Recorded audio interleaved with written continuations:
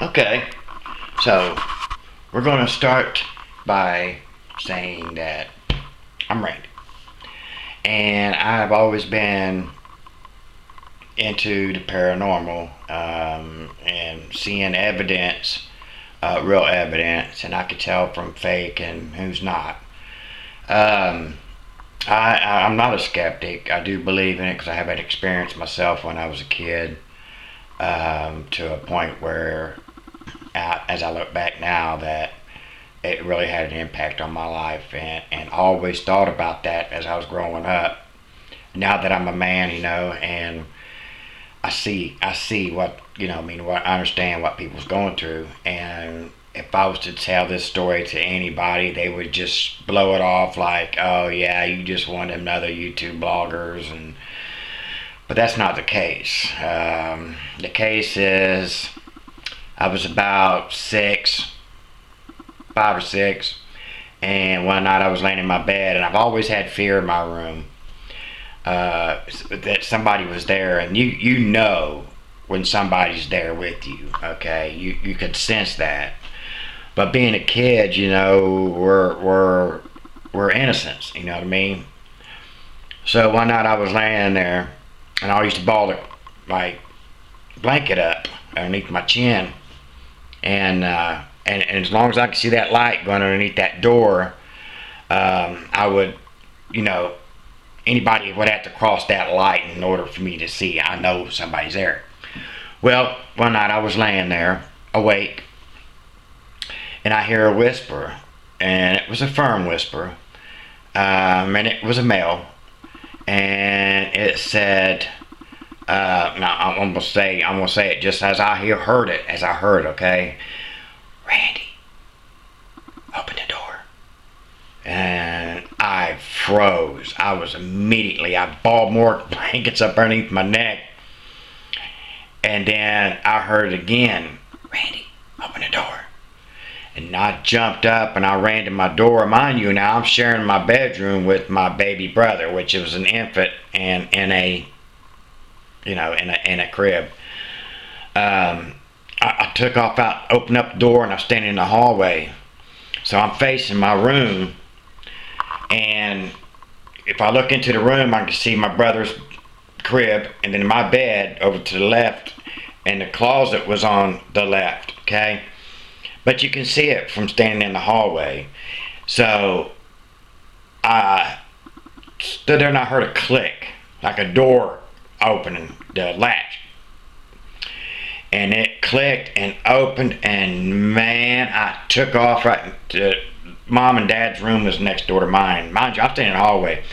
I busted through their door and ran and dove in between them in their bed, frantic, screaming, crying, telling them someone's in my room, and dad not believing me, and he was an atheist and he didn't believe in God and everything, so he wouldn't understand. But man, I mean, just to hear that click. So dad and mom, got up and everything. Dad went in there, and the door was open, and it was open about that much. And there's carpet, so you still have a little force of pulling it open, but it opened up that much. And I told dad and mom what was going on. I told them what happened, and they didn't believe me. He put me back in the bed, and la-di-da-di-da, and then so they went back to bed, and I laid there, and so I got up, and I went out my room. I went into the living room, and I hid behind the couch. I slept behind the couch. As I'm laying at the edge of the couch and the wall, I can look up, and then to the hallway that goes to our room. There would be a shadow head would pop around like it's looking for me or looking at me. And I burrow myself back in behind the couch and the wall. From there on out until the day mom and us moved out of that house, I slept behind the couch. Every morning they would get up. They knew right where I was. There I was, sleeping behind the couch. That's the dramatic, and to this day, I will never, ever forget that. Never. That's something you will never forget. So, yeah, that's my story. And yeah, I'm gonna start me a channel, and I'm gonna start looking and investigating and everything. And mind you, I have all the equipment to do so, but I'm careful. I mean, I don't believe in Ouija boards. That's a no-no. That's off the table. I will never ever mess with anything that opens a portal, because those people that do think it's the ones that come through that they're calling on. Nada, zilch. Them are demons. And demons, they don't sleep. So once you get them in your house, they will start doing a little, little scratchy and stuff like that, until once you recognize it, then it aggravates you, and then it will, it would annoy you to where you're feeding into it. So then you get up and you call out to it, and then after a while you think it's friendly, because it's going to come at you with yes and no questions, and it's going to tell you what, taps yes, no, whatever. But remember, they're liars. They are liars. They will tell you anything, and there is no such thing as a child ghost.